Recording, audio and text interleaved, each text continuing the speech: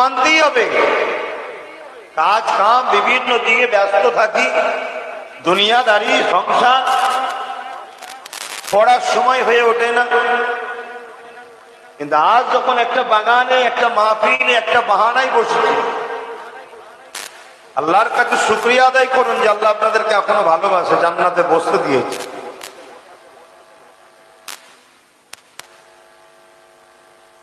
সেই জায়গায় একটু দায়িত্ব তো আমাদের দরুদ পড়া, ভক্তি করা, ভালোবাসায় উচ্চ আওয়াজে প্রাণ খুলে আকাশ বাতাস মুখরিত করে সকলে উচ্চ আওয়াজে নবী মুহাম্মদ আরবি সাল্লাল্লাহু আলাইহি সাল্লামের উপর দরুদ পড়ুন।